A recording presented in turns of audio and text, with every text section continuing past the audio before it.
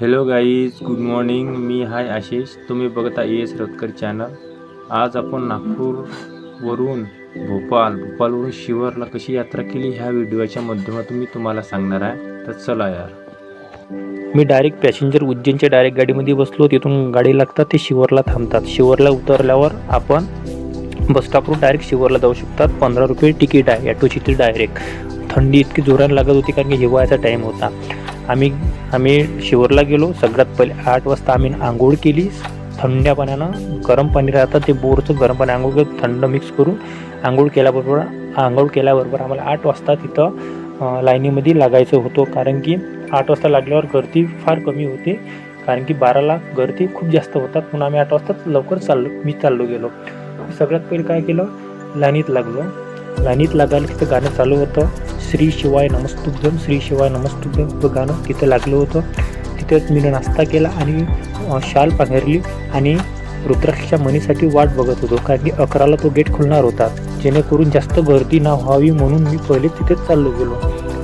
आजूबाजूचे खूप जणी लोक बाहेर जिल्ह्यातून आले होते.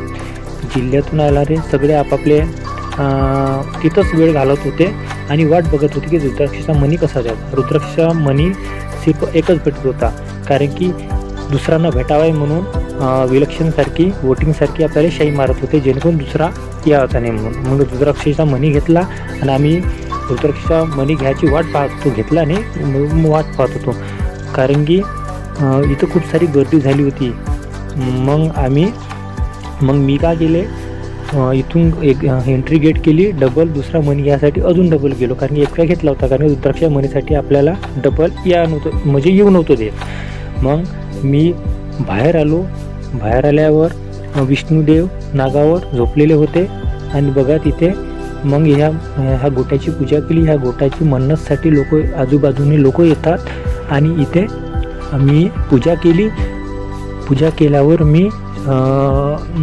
केल्यावर मी इथे नारळ वगैरे दान केलं, नारळ वगैरे फोडलो आणि त्या दगडाची पूजा केल्यावर तिथं खूप सारे असे हजारो नारळ लोक आणतात आणि इथं दान करतात आणि कोणी पैसे पण दान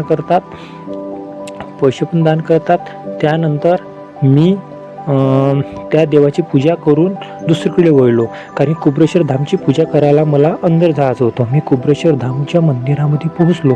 ती भाविक भक्त खूप सारे जुळले होते, कमी गर्दी होती, तर मला दर्शन करायला वेळ भेटला. मी कुबरेश्वर धामची पूजा केली आणि तिथे थोडा वेळ थांबलो.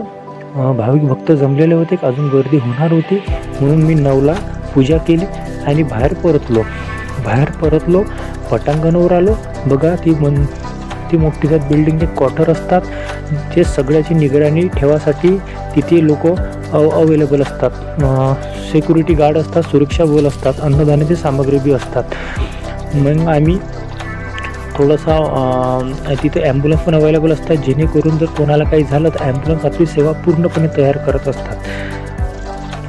बघा आजूबाजूने लोक थोडीफार गर्दी होऊन राहिली आणि लोक येतच राहतात, कारण की 7 ते 7 हजार लोक एक पर दिवसाला येतात. मी छोटाशी फोटो वगैरे लहान मुलांसोबत काढली आणि आपलं जेवणाचा वेळ होते 12ला. आता 12ला तिथं लाईन लागली असतात. तिथे शिवरला लाईन लागले असतात, जेणेकरून आपला स्वतः स्टार्ट घ्यायला लागतात आणि खिचडी भेटतात, पोटभर खिचडी भेटतात. एकाच टायमाला एकच चमच भेटतात, जेणेकरून ते वाया नाही जावं म्हणून ते लोक एक चमच देतात. कारण की आम्ही लागलो होतो, माझा नंबर होता 200 300वा नंबर होता, कारण की 7-8 लाईनी लागल्या होत्या. 5 वाजेपर्यंत इतक्या मोठ्या लाईनी लागत होत्या की कमसे कम 1000 लोक तिथं येतात.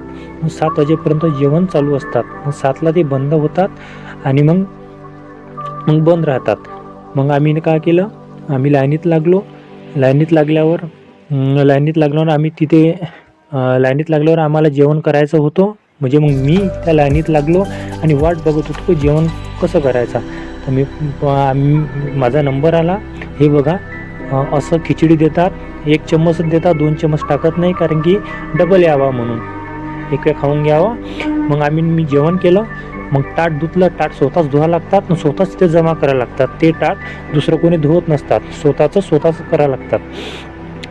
मी जेवण केलं, ताट वगैरे धुतली आणि ते ताट ठेवून दिलो आणि अजून मी साईडला म्हणजे मोठ्या मंदिराचं मग कारण की इथं थोडाफार व्हिडिओ केला लहान मुलासोबत आणि एक्झिट गेटकडे मी वळलो होतो, कारण की खूप सारं असं काम कन्स्ट्रक्शनमधलं व्हायचंच होतं.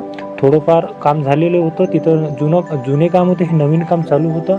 तर तिथे असं काही मोठं काय मंदिर होते नाही, जेणेकरून मी एक्झिट गेट झालो. कारण की फिरण्याचं तर मोठं ठिकाण आहे, हे एक्झिट गेट आहे.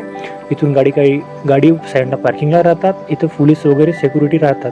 मी एक्झिट झालो आणि मला भोपाळला डबल रेल्वे स्टेशनवर यायचं होतं. तर मी विसरलो होतो, तर मी एका काकाजीला लिफ्ट मागितली.